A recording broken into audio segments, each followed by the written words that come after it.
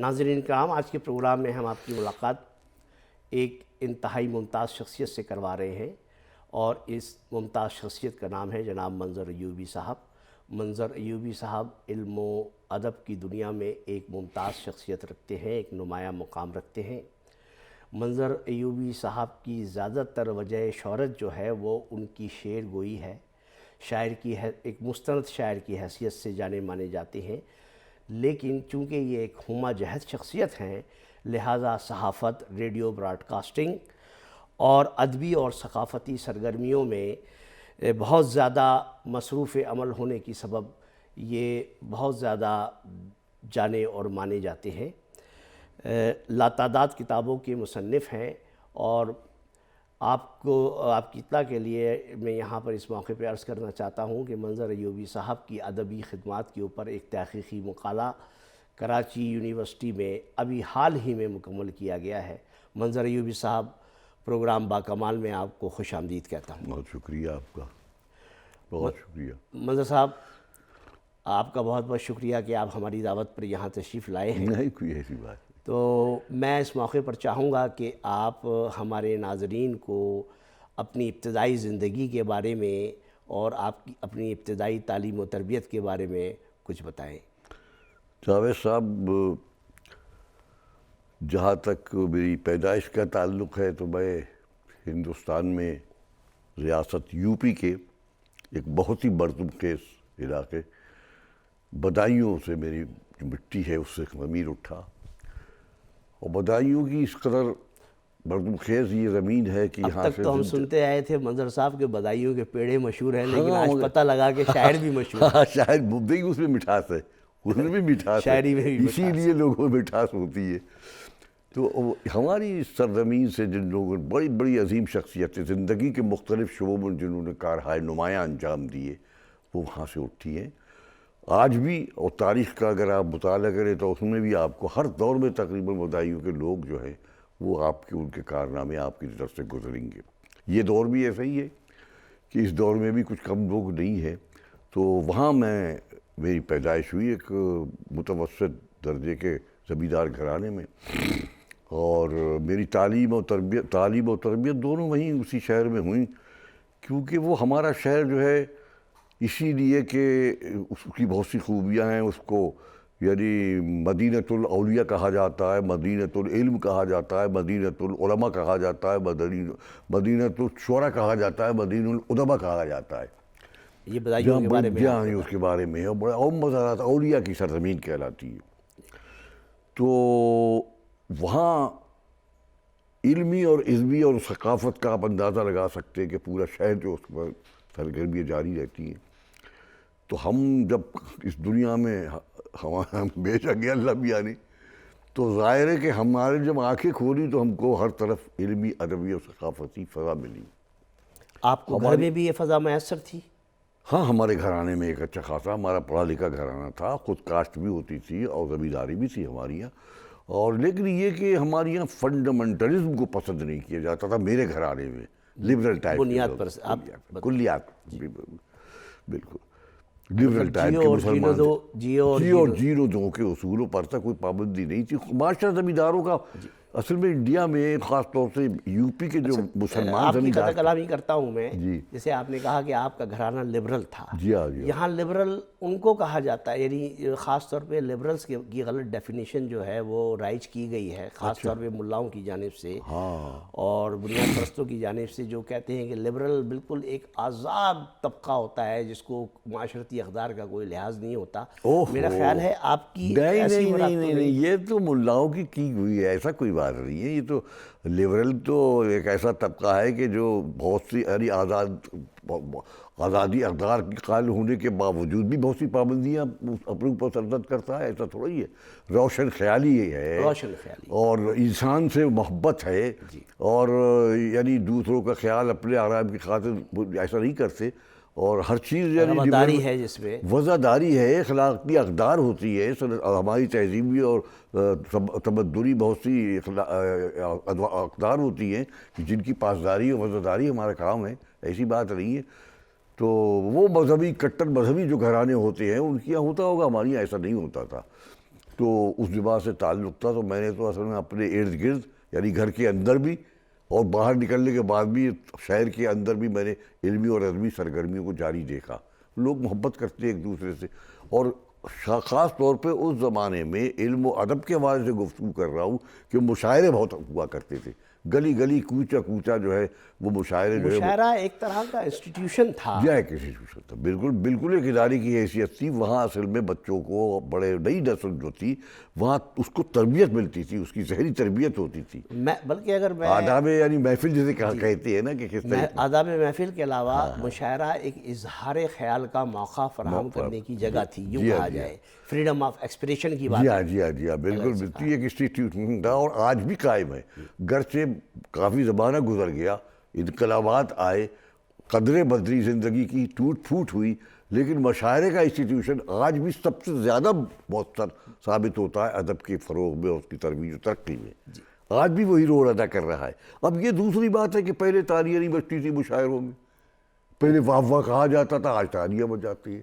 لیکن اس کو ہماری نسل نے، ہم پرانی نسل سے تعلق ہے جہاں ہم نے تہذیبی بنیادیں دیکھی ہے، اقدار کی پاسداری کی ہے، پرانی اقدار سے محبت ہے، ان سے جڑے رہنے کے باوجود. اس کا مطلب یہ ہے کہ معاشرہ متحرک ہے، متحرک، اور معاشرہ جو ہے اس میں روایت پرستی جو ہے وہ آہستہ آہستہ دم توڑ کر وہ ایک زندگی کی جانب جا رہی ہے، تحرک کی طرف جا رہی ہے. اور لوگ جس پہلے واہ واہ کیا کرتے تھے اب تالیاں بجاتے ہیں. تالیاں بھی اسی اظہار کا ذریعہ ہے. وہ ایک قسم کی داد ہے، داد و تحسین سے نواز رہا ہے. تو وہ اچھا مظہر صاحب، جب میں آپ کے بارے میں کچھ معلومات جمع کر رہا تھا اچھا تو میں نے دیکھا کہ علم و ادب کی جتنی بھی تمام سخا شخصیات ہیں، بڑے بڑے نام تھے ان کے اندر. ڈاکٹر جمیل جالبی تھے، آفاق صدیقی ہیں، ڈاکٹر فرمان فتح پوری ہیں، اور جتنے بڑے بڑے لوگ ہیں، تو انہوں نے آپ کی شخصیت پر، آپ کے فن کے بارے میں اور آپ کی شخصیت کے بارے میں نہایت تحسینی کلمات کہے ہیں. تو میں حیران ہو کے اس کو بڑی حیرانگی سے دیکھتا ہوں کہ ایسا کیسے ممکن ہے، کیونکہ میں اپنی آنکھ سے جب دیکھتا ہوں تو میں یہ دیکھتا ہوں کہ زیادہ تر لوگ جو ہوتے ہیں وہ قداور شخصیات کے بارے میں ان کے جو ہم اثر ہوتے ہیں وہ عموماً رقابت کا شکار ہوتے ہیں، بلکہ میں کہوں گا ایک درجہ یا کہ حسد کا شکار ہوتے ہیں، اور اتنی کھلی زبان میں تحسین اور آفرین نہیں کرتے. تو آپ کے ساتھ جو یہ معاملہ ہے اس کو تو میں امتیازی سلوک کا کہہ سکتا ہوں پھر میں، کہ آپ کے ساتھ یہ امتیازی سلوک کیوں کر ہے کہ لوگ آپ کے ساتھ تحسین سے پیش آتے ہیں. بات بہت اچھا سوال آپ نے کیا. اصل میں دیکھیے ہر آدمی کا ایک اپنا نقطۂ نظر ہوتا ہے. جی ہمیں چونکہ تربیت بزرگوں کی طرف سے ملی تھی، ہم نے سارے آداب زندگی کے اپنے بزرگوں سے سیکھے. ہماری تربیت مجلسوں میں ہوئی تھی، مشاعروں میں ہوئی تھی، ایسے اداروں میں ہوئی تھی، ان صحبتوں میں ہوئی تھی جہاں بزرگ اپنا فرض سمجھتے تھے کہ وہ اپنی اولاد کو یا اپنے سے خرد ہے جو ان کے چھوٹے ہیں ان کو تربیت دے. تو وہ ایک معاشرہ کریٹ ہو گیا تھا صدیوں سے. علامہ اقبال جب یہ کہتا ہے کہ ثبات ایک تغیر کو ہے زمانے میں، تو اب تو ظاہر ہے کہ زندگی تو کا کاروبار تو چلتا رہتا نا ہے. تغیر آتے آتے اور تغیرات ہی کے جو عملیات ہیں، جو ایکٹیویٹیز ہوتی ہیں، اس کی جو عوامل ہوتے ہیں، جو محرکات ہوتے ہیں، وہ جو ہیں ہماری اجتماعی زندگی پر، قومی زندگی پر بہت اثر انداز ہوتی ہیں. تو بدلنا ضروری ہے.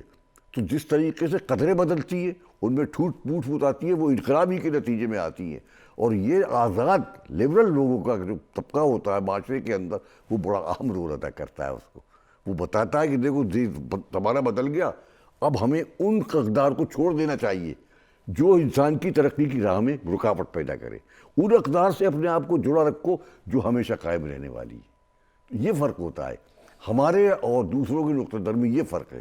ہماری یہ روشن خیالی ہے، ہمارے یہاں جو ہے وہ اخلاقی اقدار ہیں، ہمارے یہاں رہنے سہنے کے طریقے ہیں، ہماری معاشرت ہے، ہماری تہذیب ہے، ایک علیحدہ تمدن ہے ہمارا، ایک ہماری وزاداری ہے. یہ سب جو ہے یہ ہم سے وابستہ ہے. ہم نے یہی اپنی نئی نسلوں کو بھی ہم پیغام سنایا، یہ ہم نے دیا ہے. ہم یہ دیکھتے ہیں کہ دوسروں کے ساتھ دیکھیں منافقت کا جو لفظ استعمال ہوتا ہے، ہر معاشرے میں کچھ منافق لوگ ہوتے ہیں، طبقہ ہوتا ہے. ہم نے اپنے آپ کو دور رکھا. ہم نے تو جانوروں تک سے محبت کی ہے. انسان تو انسان، ہم تو انسان کی پرستش کرنے والوں میں ہیں، ہم کسی کو تکلیف نہیں دیتے۔ دیکھیے عجلت میں کبھی کیا کہ وہ یہ ہے کہ عجلت میں کوئی بات نکل جاتی ہے منہ سے، قصداً کبھی یاروں کی دل آزاری نہیں کی، سبحان اللہ۔ تو یہ چیز ہوتی ہے اصل تو میں۔ یہ وجہ رہی کہ آپ کے ہم اثر جو ہے بجائے آپ سے رقابت کرنے یا حسد کرنے کے، لیکن میں تو چھوٹے بچے جو ہوتے نا، جی جی، دیکھیے ہمارا پیشہ ایسا تھا، ہم مدرس تو بنے۔ اس کا مطلب یہ ہوا کہ جو کہا جاتا ہے کہ محبت فاتح علم، تو وہ صحیح بات صحیح ثابت ہو۔ ہاں تو ہم تو چھوٹوں سے جب کا احترام کریں گے تو ہم بتائیے کہ ہم بڑے کیوں نہ احترام کریں گے۔ ہم نے ہر ایک کو اصل محبت دی ہے۔ آپ نے اپنی گفتگو میں ایک لفظ استعمال کیا، روشن خیالی۔ جی جی، تو ہم تو بچپن سے ہی دیکھتے چلے آ رہے ہیں، مطلب ہم نے جب تعلیم حاصل کرنا شروع کی اور جب ہم نے معاشرے میں سے انٹریکٹ کرنا شروع کیا، تو ہم نے دیکھا کہ جو بنیاد پرست ہوتے ہیں اور روشن خیال ہوتے ہیں، یہ دو الگ الگ طبقات کے طور پہ ایک دوسرے سے جنگ کرتے ہوئے نظر آتے ہیں۔ ہاں یہ صحیح کہہ رہے ہیں آپ، جب بھی جا رہی ہے۔ جی، اور بنیاد پرست جو ہے وہ ہر وہ چیز جو کہ پروگریسو ہوتی ہے، ترقی پذیر ہوتی ہے، اس کی راہ میں روڑے اٹکاتے ہیں، بلکہ اس کی مخالفت کرتے نظر صحیح آتے کہہ رہے ہیں۔ ہیں۔ تو اس کی مثال میں آپ کو دوں گا کہ جب ہندوستان میں پہلی دفعہ ریل انگریز لے کر آئے تو کہا گیا یہ شیطانی چرخہ آ گیا ہے، یا لاؤڈ اسپیکر پہلی دفعہ آیا تو اس کو کفر قرار دیا گیا، یا جب ٹیکنالوجی نے جب ظہور ہوا اور جو ٹیکنالوجی جب انسان کی زندگی میں داخل ہونے لگی، تو جو بنیاد پرست طبقہ تھا پہلے وہ اس کے خلاف مزاحمت کرتا تھا، اور پھر جب بالکل اس سے شکست کھا گیا تو اسے قبول کر لیا۔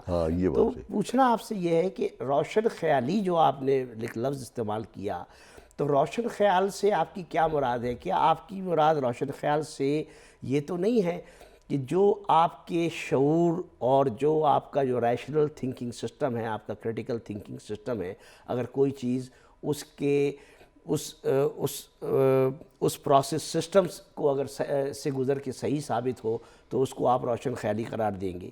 نہیں، انسان نے اصل میں خود انسان پر جبر کا طریقہ ایجاد کیا۔ جی ٹھیک۔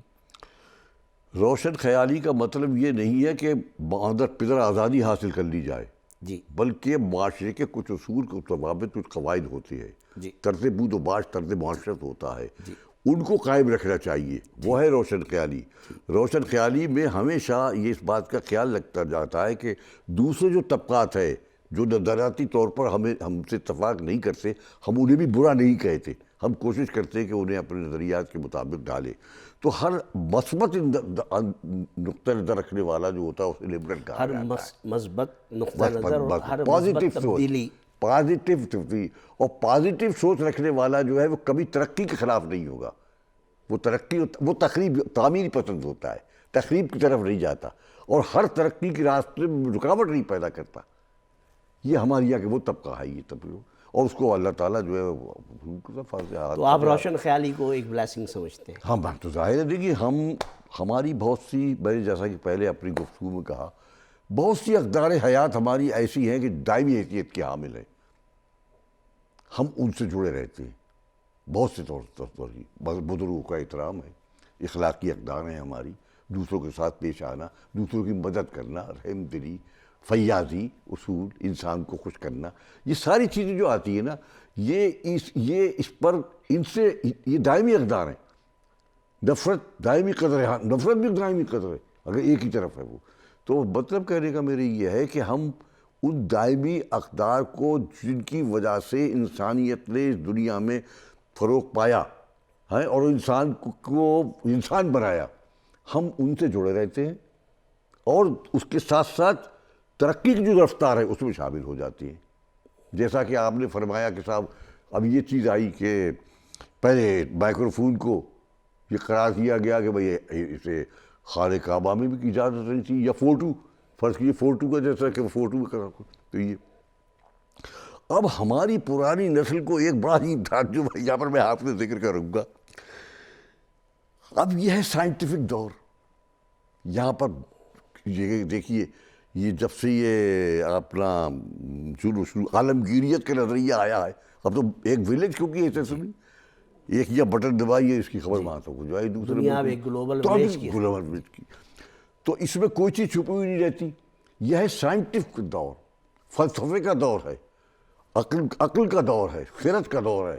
تو یہ اور سائنس کی ایجادات کا دور ہے، نئے نئے انکشافات کا دور ہے، یہ ساری چیزیں جو ہیں وہ ہماری زندگی کو، ہمارے معاشرے کا حصہ بن گئی ہیں، ان کو ہمیں اپنانا ہے۔ اگر نہیں اپنائیں گے تو اس کا مطلب یہ ہے کہ ہم فنڈامنٹلسٹ ہیں، دوسری اقوام ہم کو پسند نہیں کریں گے۔ ہمیں دوسری قوموں کے ساتھ چلنے کے لیے اور ترقی کرنے کے لیے بحیثیت اجتماعی زندگی کی قومی ہمیں ضرورت ہے کہ ہم ان کے ساتھ دیں۔ لوگ جو ہے اسے اب آپ اس کو کوئی بھی دوسرا نام دے سکتے ہیں، یہ ہے ہمارا نظریہ۔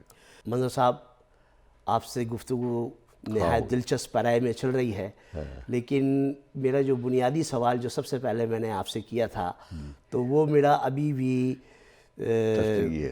تشنگی، بہت زیادہ تشنگی ہے۔ آپ سے میں نے سوال کیا تھا کہ آپ اپنی ابتدائی زندگی کے بارے میں بتائیے، تعلیم تربیت کیسے ہوئی، پھر جو آپ نے ترقی کے منازل طے کیے، پھر آپ نے شعبہ تعلیم میں ایک بہت عرصہ گزارا، آپ پرنسپل بھی رہے ہیں، آپ نے لاتعداد تصنیفات تخلیق کی ہیں، آپ نے آپ کی صحافت کی دنیا میں بھی آپ کی بہت زیادہ خدمات ہیں، اور ریڈیو براڈ کاسٹ میں تو آپ کا ایک نام ہے، باقاعدہ آپ کا ایک پروگرام تو 25 سال سے زیادہ عرصے تک جو ہے چلتا رہا، جس میں آپ منجر بھائی ہوا کرتے تھے۔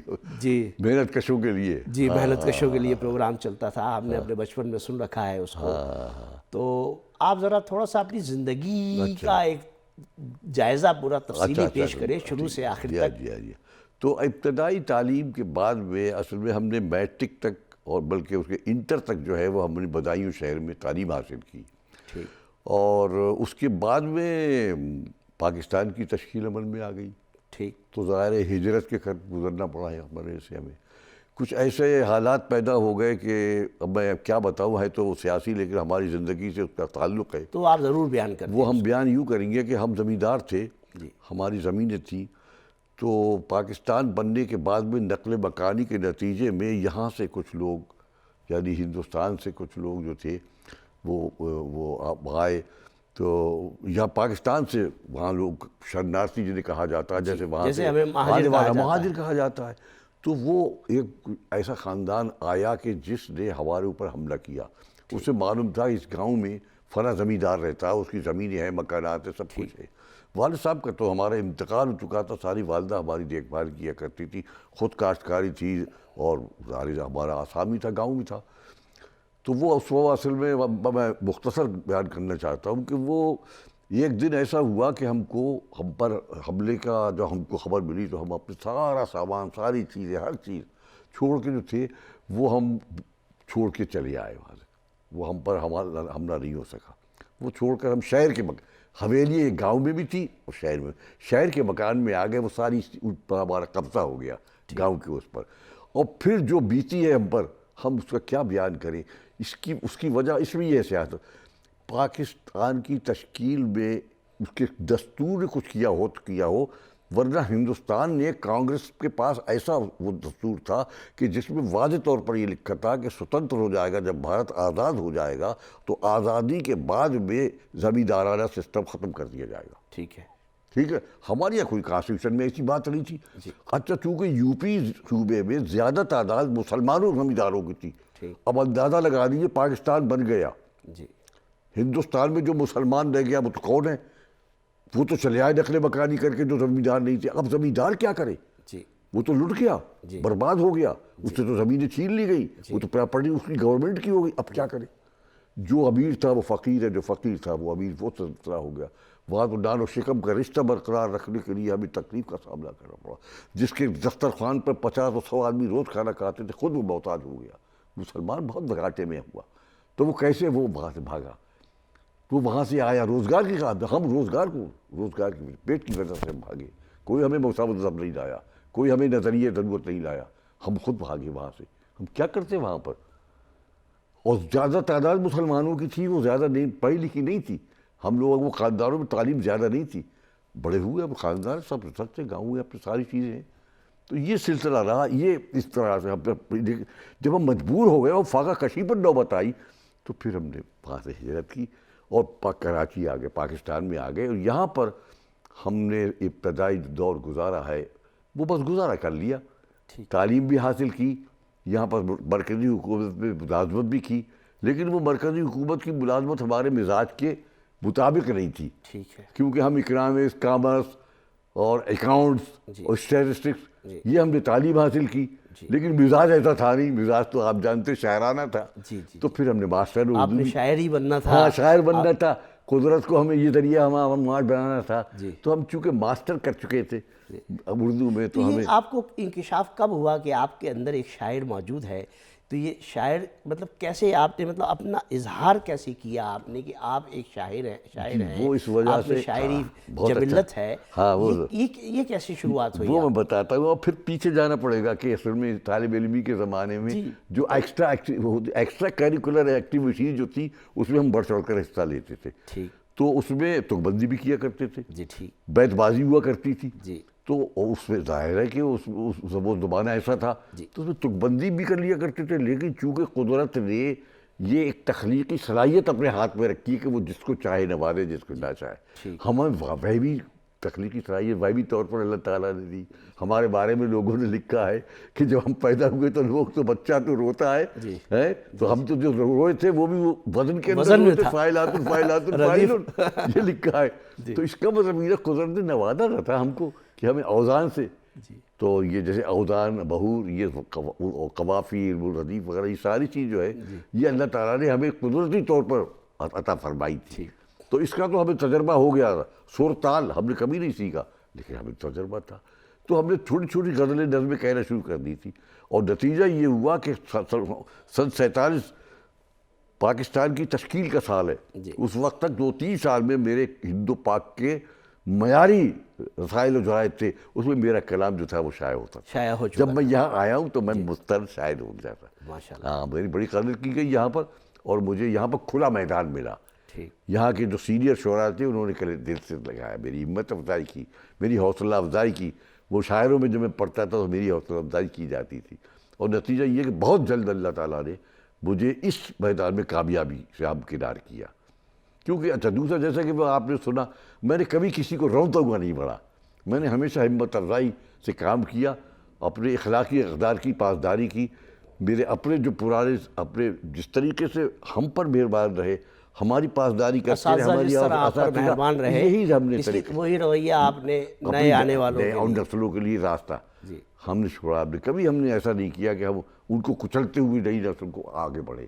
نتیجہ یہ ہوا کہ ظاہر ہے کہ جب آپ محبت سے پیش آئیں گے، ہم وہ شعر ہے کہ ہم تو دیتے ہیں محبت کا جواب، میں محبت کو تو دیتا ہوں محبت سے جواب، اور منافق کو ٹھکانے سے لگا دیتا ہوں.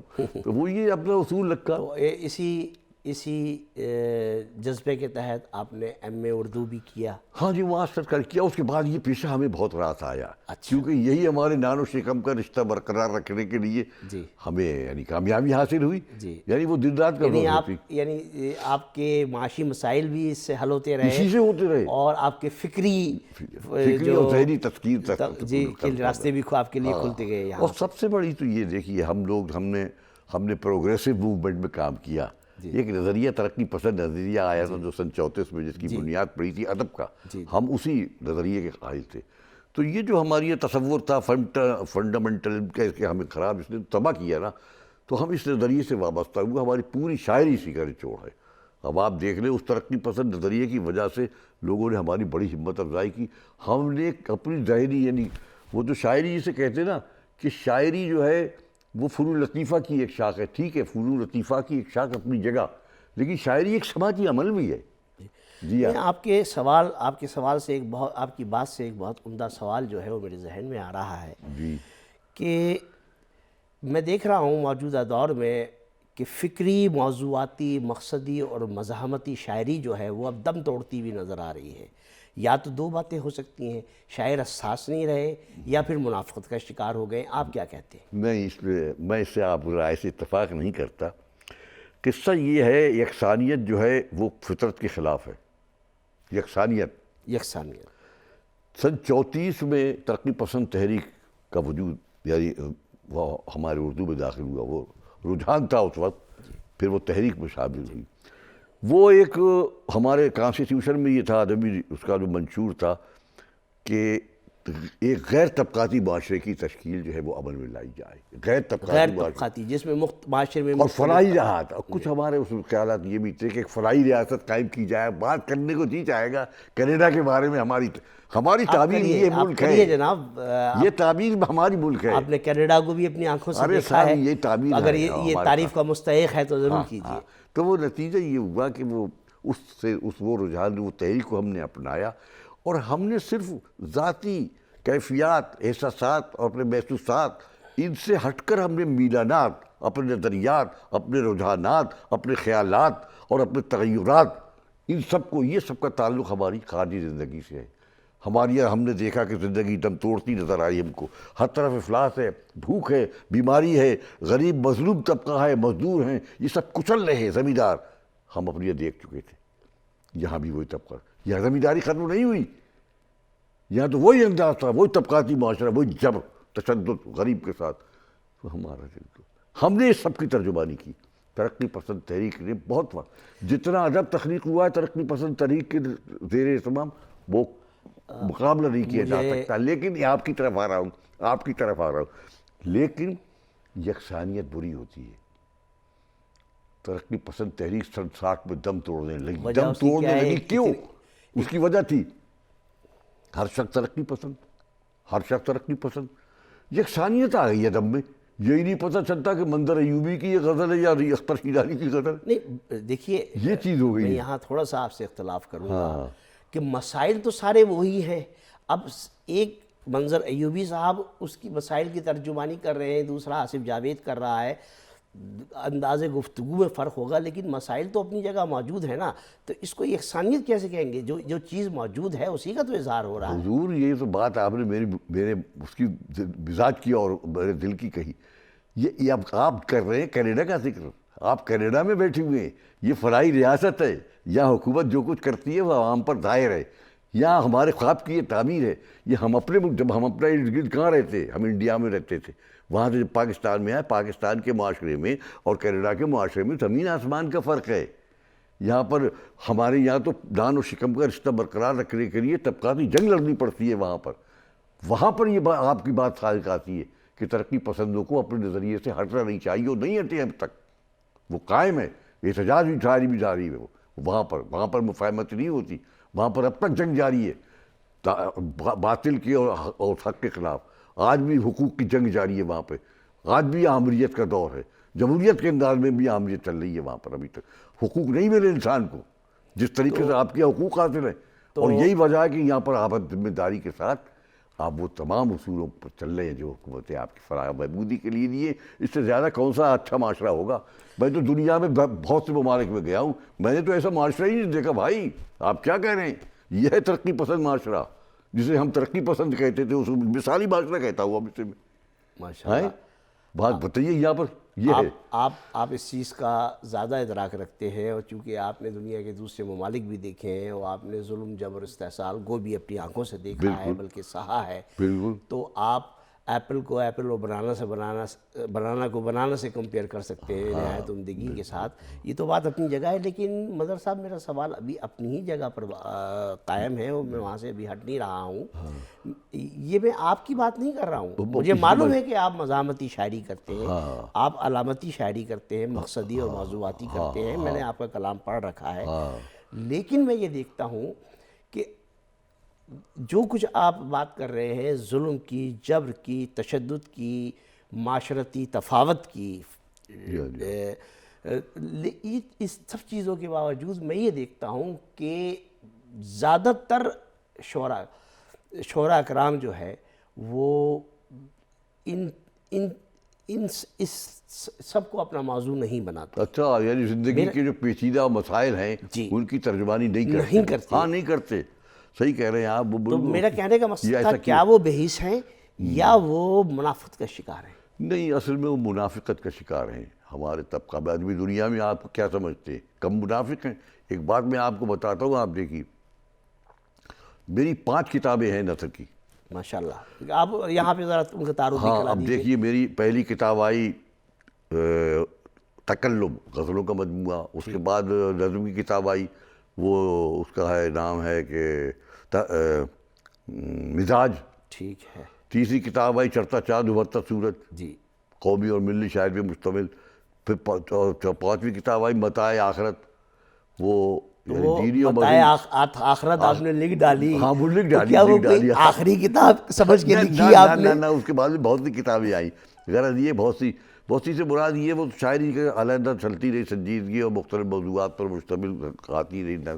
لیکن میں نے 4-5 کتابیں میری ایسی ہیں جاوید صاحب کہ جن میں نے یہ کوشش کی ہے کہ جینون قلمکار، حقیقی معنوں میں قلمکار، جو اس طبقاتی معاشرے کا جبر سہ رہا ہے، تشدد ہو رہا ہے جس کا آپ ذکر کر رہے ہیں، وہ اس کو بھرنے کا موقع نہیں دیا جاتا.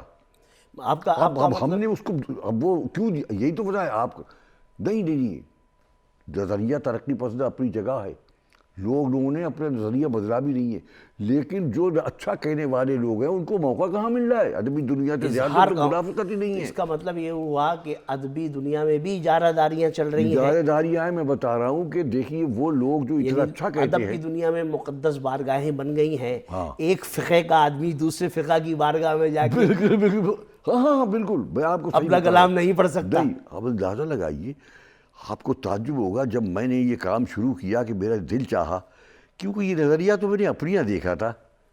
ہم لوگ بڑے کاشتکاروں کے اوپر بہت جرم زیادتی کرتے تھے، لگان دیتے تھے، مال گزاریاں دیتے تھے، ان سے ٹیکس ان پر جزیہ لیتے تھے ان سے. ہم نے دیکھا بچپن سے ہمارے نظر میں یار یہ طبقہ مظلوم طبقہ ہے. تو ہم نے اپنے زندگی میں بھی ہم نے ان کی وہ آویاری کی.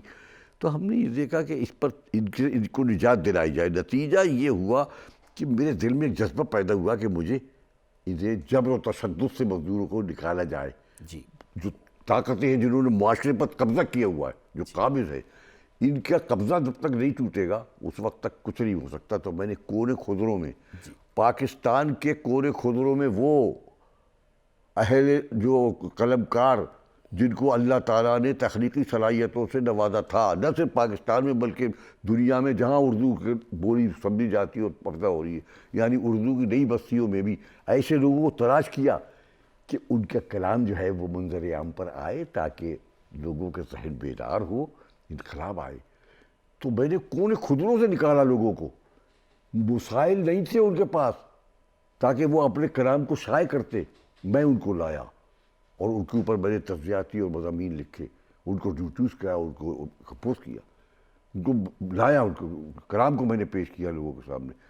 ان میں آج پاکستان اور ہندوستان میں سینکڑوں لوگ ایسے ہیں کہ جن کو میں نے آگے بڑھایا، روشناس کرایا، انٹروڈیوس کرایا، اور وہ آج بڑے مستحکم. میں ان کا نام نہیں لوں گا اس لیے میں نے کوئی احسان نہیں کیا، میں نے اپنا فرض ادا کیا. آپ نے خود کہا کہ جیسا کہ جب آپ نے ادب کی دنیا میں قدم رکھا، ادب کی دنیا میں، تو جس طرح بڑے ناموں نے آپ کی پذیرائی کی اور آپ کی دلجوئی کی، آپ کو مواقع فراہم کیے، اس طرح آپ نے اپنے آنے والوں لوگوں کے لیے کیا. پھر ہم نے اپنا سماجی عمل تو کہ سماجی عمل کس ہے بھئی؟ یہی ہے نا سماجی عمل میں کہ آدمی جو ہے وہ شاعر، ادیب، فنکار جو ہے وہ اپنے معاشرے کا ایک فرد ہے، اور ایک فرد کی حیثیت سے اس پر یہ ذمہ داری عائد ہوتی ہے کہ وہ اپنے معاشرے کی ترجمانی نہ صرف ترجمانی نہ کرے، بلکہ ترجمانی تو ہر ایک شاعر کرتا ہے.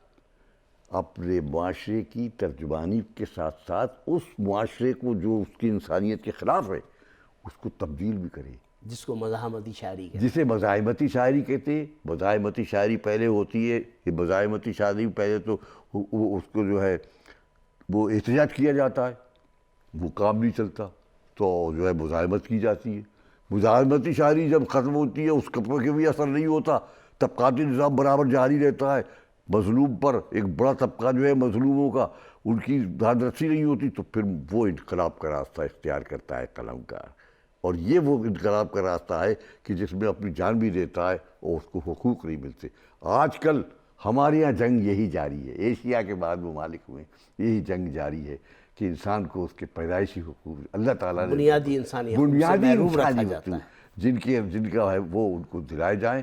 اور ہم نے اپنے ذریعے، آپ نے جو ریڈیو کا نام لیا جو منظر بھائی، تو وہ ہمارے یہاں یہ پروگرام اسی اس کو پیش نظر رکھ کر کیا گیا تھا کہ ہم مزدوروں کو، ایک پسا ہوا طبقہ تھا اور آج بھی ہے، وہ پسا ہوا طبقہ کہ جس طریقے سے ہم نے اپنے ادبی دنیا کے اندر ان لوگوں کو آگے بڑھایا جن کا کہیں کوئی وسائل نہیں تھے، اپنی کتابیں نہیں ان کی چھپا آواز سکتے تھے، ان کے جذبات کی ترجمانی کی، ان کے مسائل کو عوام کے سامنے رکھا. لائے. تو اسی طریقے سے ہم نے اس میں بحرت کشوں کے لیے ایک پروگرام شروع ہوا تھا.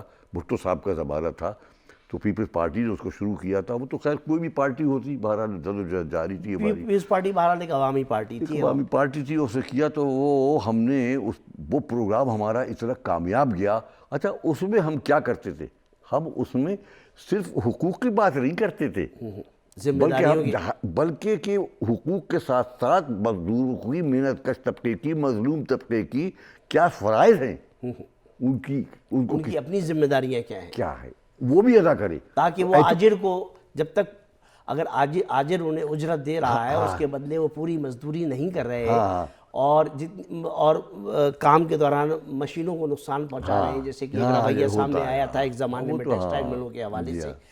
تو وہ بھی ایک بڑا ضروری ہے کہ حقوق اور فرائض دونوں جو ہے وہ ایک بیلنس رویے میں رہیں.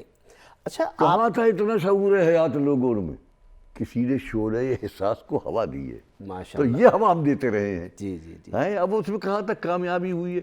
اب وہ اگر فرض کیجئے آپ مسلمان کی حیثیت سے یہ دیکھیں تو ہم نے مسلمانوں نے کیا کیا ہے؟ آپ یہ بتائیے. کوئی مسلمانوں نے یہ دیکھ کے کہ یہ مسلمان طبقہ ہے کوئی ہمدردی کی ہے ان کے ساتھ؟ اور یہ زمیندار تو اپنی زمین کو دیکھتا تھا، ہندو ہو مسلمان ہو کوئی بھی کاشتکار ہو سب کے اوپر جبر ہوا. سب کا ایمان زمینی تھا. ہاں زمیندار ہونا شرط ہے. بھائی اسلام کے متعلق تو ہم نے یہ سنا تھا جب ہم بالکل پڑھے لکھے نہیں تھے، روزی اس کا پسینہ مزدور کا خشک ہونے سے پہلے اس کی مزدوری اجرت دے دی جائے. ارے ہم نے تو کہیں بھی ہم نے تو اپنے معاشرے میں کبھی یہ نہ دیکھا کہ ایسا کام کرتے ہوئے دیکھا. ہمیں تو اور اس کی کھال کھینچتے ہوئے دیکھا ہے ہمیں عمرا کو. جی. تو یہ جہاں کا طبقہ ہو یہ تضاد ہے. میں آپ سے اس موقع پہ ایک سوال کرنا چاہوں گا. آپ سے گفتگو جو بھی سوال میں آپ سے کرتا ہوں چونکہ آپ اتنا دلچسپ پیرائے میں اس کا جواب دیتے ہیں تو آدمی اس میں کھو جاتا ہے اور پھر آپ کی باتوں سے مزید ضمنی سوالات نکلتے ہیں. آپ شاعری کے علاوہ چونکہ آپ کی زندگی کا ایک طویل تجربہ استاد کی حیثیت سے تعلیم دینا بھی رہا ہے جی، تو ابھی ہم ایک چیز میں آپ کی توجہ جو ہے وہ سپریم کورٹ کے حالیہ فیصلے کی طرف، اردو زبان سے متعلق جو سپریم کورٹ کا فیصلہ آیا ہے پاکستان کے حوالے سے بات کر رہا ہوں.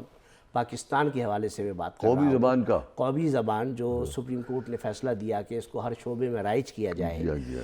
تو میں اس سلسلے میں آپ سے یہ پوچھنا چاہتا ہوں کہ کیا سپریم کورٹ کے اس فیصلے سے قومی یکجہتی کو فروغ حاصل ہوگا؟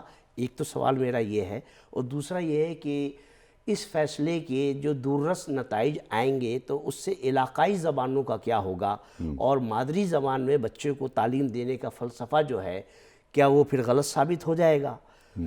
تو میں اس سلسلے میں آپ کی تھوڑی سی تفصیل جاننا چاہتا ہوں. آپ نے کئی سوال کیے، اس میں ایک سوال کے اندر اور بہت اچھے سوالات کیے، بہت اچھے. میں آپ سے عرض کروں اس سلسلے میں، ایک ایوب خان کے زمانے میں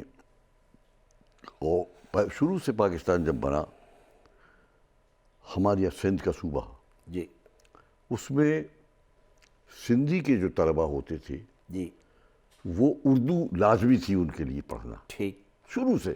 ٹھیک ہے. اور جو غیر سندھی شعراء ہوتے تھے یعنی وہ جو غیر سندھی طلبہ، غیر سندھی وہ سندھی پڑھتے تھے، یعنی مہاجر بچوں کے لیے سندھی لازمی تھی. غیر سندھی طلبہ سندھی زبان لازمی پڑھتے تھے اور سندھی طلبہ اردو زبان لازمی تھی.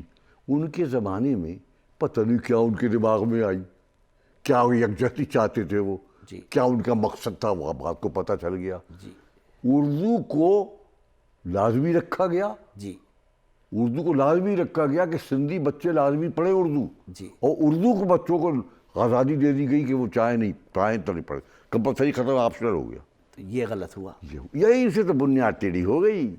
یہی بنگال کے ساتھ کیا گیا. بنگال کے ساتھ بنگال کا اپنا ایک کلچر تھا، زبان تھی، ثقافت، زبان اور ان کی تہذیبی روایات سب کچھ بنگلہ میں تھیں، اور وہ 50% سے زیادہ آبادی تھی ان کی، اور قیام پاکستان میں ان کا پورا کردار تھا، لیکن ان سے کہا گیا کہ اردو جو آج سے اردو جو ہے زبان ہوگی، اور ان کی زبان کو ایک دوسرے درجے کی زبان کی بھی حیثیت نہیں دی گئی، اور یہیں سے ان کو احساس محرومی ہوا۔ اب یہ سوال یہ پیدا ہوتا ہے کہ اس سے کیا ہوا، دوری پیدا ہوئی۔ جی، مادری زبان سے سب کو محبت ہوتی ہے، جی، یہ فطری عمل ہے، فطری عمل۔ آپ کسی کے ساتھ کیا کر سکتے ہو؟ سوال یہ کہ اچھا خاصا جو شخص جس صوبے میں رہتا ہے وہ 3 زبانیں، مثلا اگر آپ کو انگریزی سے ایسی محبت ہے اور اس کے بغیر دنیا میں کام نہیں چل تو ترقی نہیں کر سکتے، انگریزی، اردو، اور اس کے ساتھ ساتھ جس صوبے میں اس کی مادری زبان ہے وہ یہ کمپلسری کر دی جاتی، بس کوئی جھگڑا نہیں تھا۔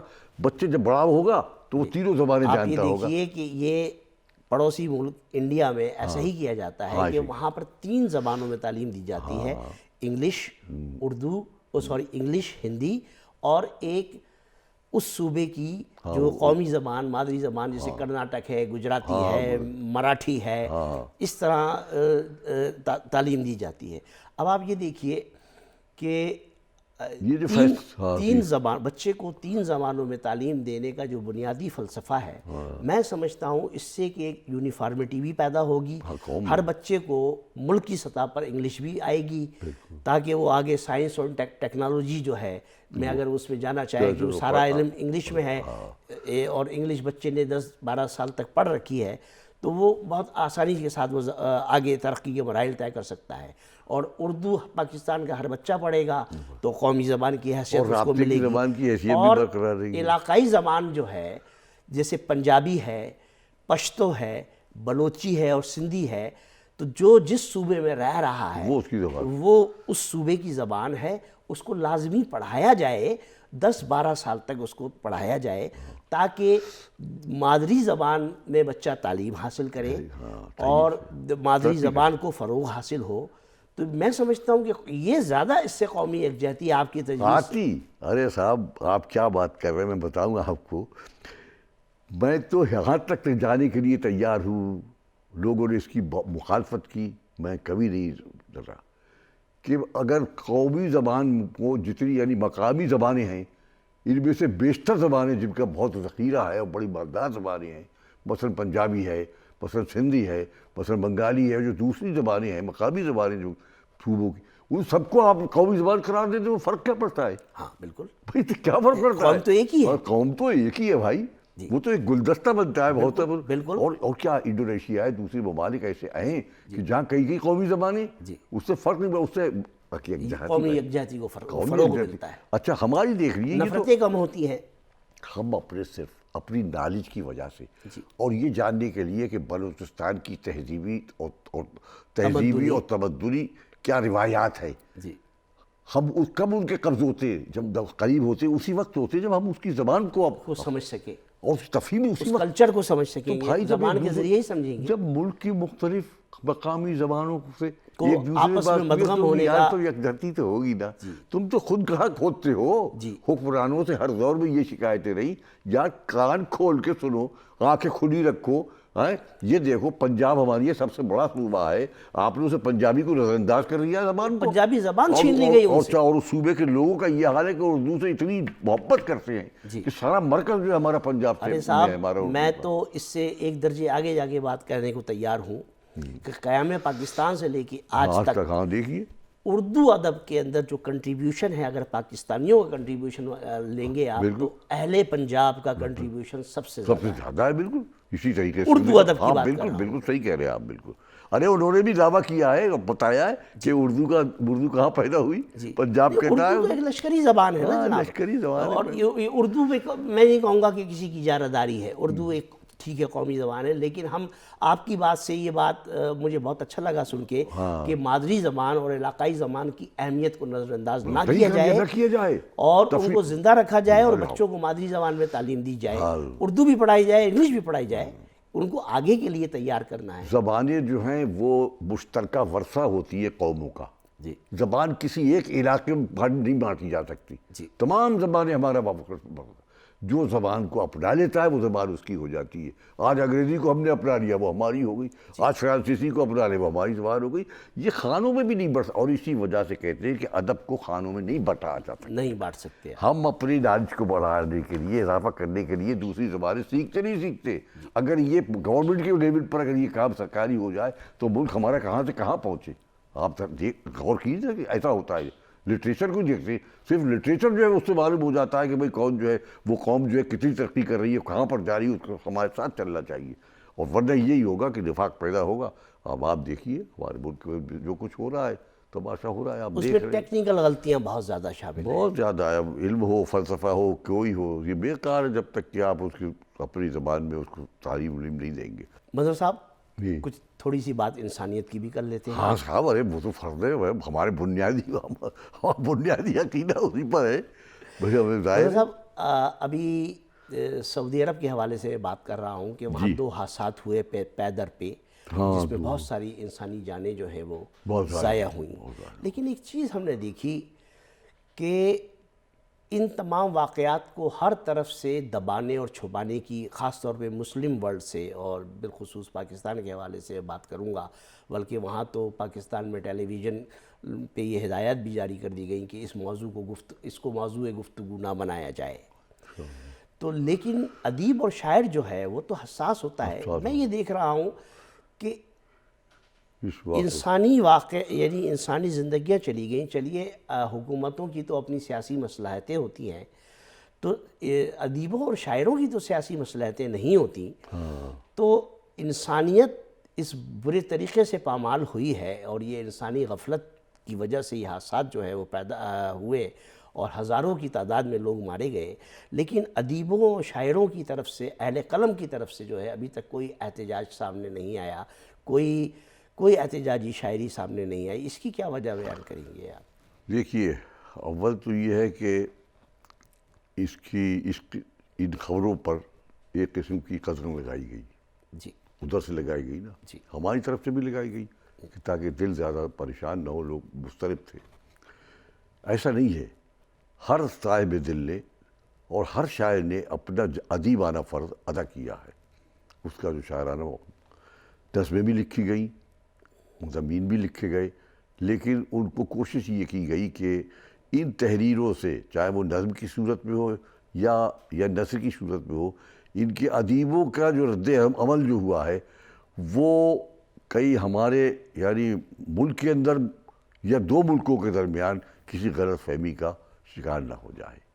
صرف اس وجہ سے ہوا ہے, اور باقی کوئی ایسی بات نہیں. لیکن دودھ کو دودھ, یعنی دودھ کو دودھ, پانی کا کوے پانی کو اگر کوا, کہیں اور پانی کو پانی تو کہنا ہی پڑے گا نا. نہیں وہ تو ٹھیک ہے, لیکن یہ کہ چونکہ اس میں حکومتیں انوالو ہیں, اچھا, اور حکومتیں دونوں مسلمان اتفاق سے, آپ سوچ لیجیے, دونوں مسلمان حکومتیں ہیں, دونوں کا یہ فرض بنتا ہے کہ وہ ایک دوسرے کو یعنی حقائق سے آگاہ کرے. اور میں سمجھتا ہوں کہ حقائق سے آگاہ کرنے کی کوشش کی گئی ہوگی. بہت سی باتیں ایسی ہو سکتی ہے کہ جو ان کی نظر میں نفاق کا سبب بنے, یا جن سے افراتفری پھیلے, یا دونوں ممالک کے تعلقات جو انتہا دوستی ہے, وہ جو رشتہ ہے دوستی کا, وہ کہیں ایسا ہے کہ اس کو نقصان نہ پہنچے. میرا اپنا خیال یہ ہے. ہمارے پاس وقت کم ہے, آپ نے لیکن بالکل صحیح کہا.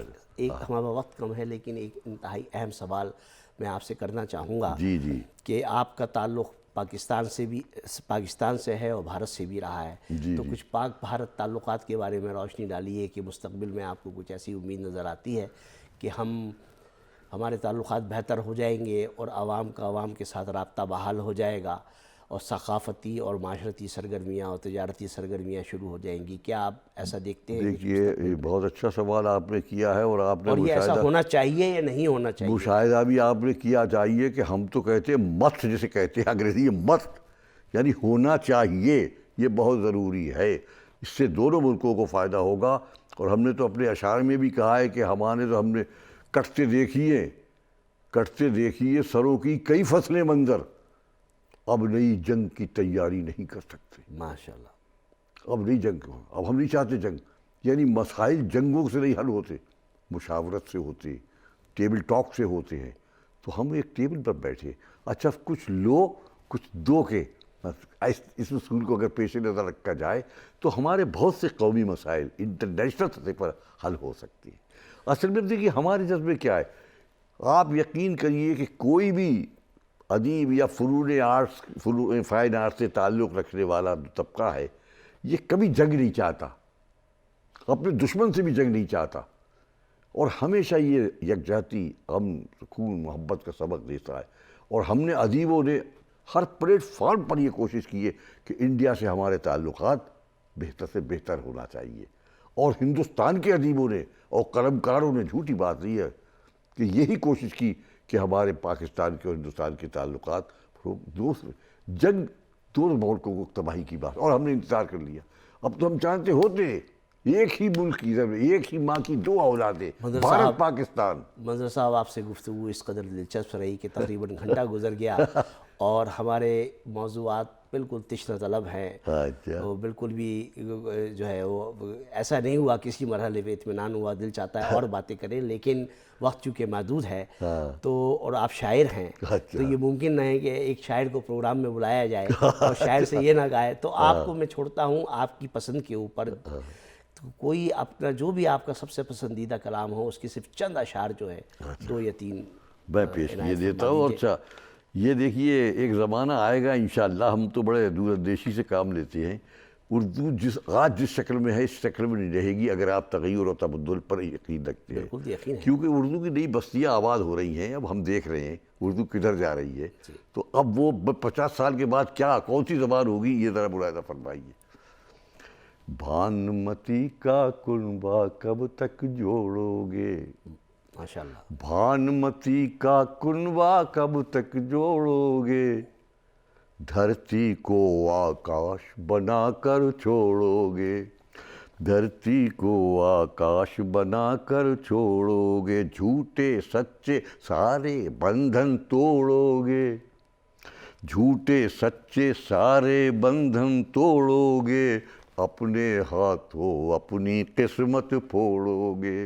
اب دیکھیے کافی دیکھیے، اور سب عشق کی دنیا میں بھونچالا جائے گا، عشق کی دنیا میں بھونچالا جائے گا، جب بھی کسی کے نازک دل کو توڑو گے، عشق کی دنیا میں بھونچالا جائے گا، جب بھی کسی کے نازک دل کو توڑو گے، بچے تو ایک ڈانٹ میں چپ ہو جائیں گے، بچے تو ایک ڈانٹ میں چپ ہو جائیں گے، بوڑھوں کے تم کیسے کان مروڑو گے، بچے تو ایک ڈانٹ میں چپ ہو جائیں گے، بوڑھوں کے تم کیسے کان مروڑو گے، گھر کا گھر ہے ڈاکو قاتل رہزن چور، ان کو ان کے حال پہ کب تک چھوڑو گے،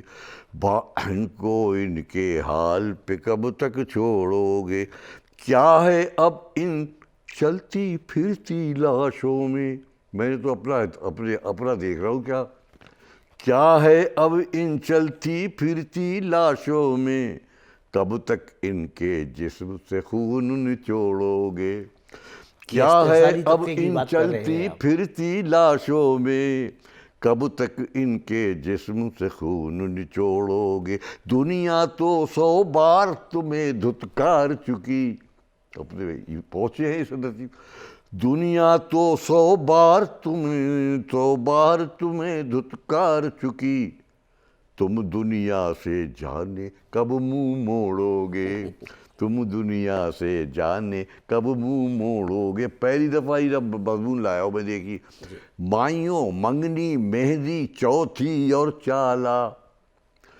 مائیوں منگنی مہندی چوتھی اور چالا، رسم کی یہ زنجیریں تم کب توڑو گے۔ ہوتا ہے نا ہمارے مسلم معاشرے میں، ہوتا ہے شادی کے یہ ہوتا کہ مائیوں منگنی مہندی چوتھی اور چالا، رسم کی یہ زنجیریں تم کب توڑو گے، یہ ایسا ہماری مقصدیت ہے اس کے اندر، بالکل مقصدیت ہے، اور آئندہ انشاءاللہ آپ دیکھیں گے۔ بہت خوب منظر صاحب، آپ کا بہت بہت شکریہ، آپ ہمارے پروگرام میں تشریف لائے۔ ناظرین اکرام، وقت کی کمی کی سبب ہم منظر صاحب سے مزید گفتگو کا سلسلہ جاری نہیں رکھ سکیں گے، لیکن ہمیں امید ہے کہ جب منظر صاحب اگلے سال کینیڈا کے دورے پہ تشریف لائیں گے تو ایک دفعہ اپنے اسٹوڈیو میں منظر صاحب کو دوبارہ دعوت دیں گے، اور وہ تمام باتیں جو کہ تشنا رہ گئی ہیں وہ تمام باتوں کو یہیں سے شروع کریں گے جہاں سے ہم نے ختم کی سلسلہ منقطع ہوا تھا، جہاں سے سلسلہ منقطع ہوا تھا۔ منظر صاحب آپ کی تشریف آوری کا انتہائی مشکور ہے۔ ناظرین اکرام، ہمارے ساتھ رہنے کا بہت بہت شکریہ۔ ہم بھی اپنی طرف سے شکریہ ادا کرتے ہیں ناظرین کرام کا، اور آپ کو اس لیے شکریہ ادا کرنا ہے کہ آپ کی وساطت سے یہاں کے کینیڈا میں رہنے والے اور دنیا کے لوگوں سے ملاقات ہوئی۔ ایک قسم کی ملاقات ہے یہ، سمجھے، اور ہم نے اپنے خیالات کا اظہار کیا، اور یوں اظہار کیا کہ شاید ہم کسی اور معاشرے میں اتنے کھل کے نہیں کہہ سکتے تھے جتنی یہاں انسان کی قدر ہوتی ہے، اور اس کے اظہار بیان پر، اظہار خیال پر کوئی قدر نہیں لگی۔ کینیڈا زندہ باد۔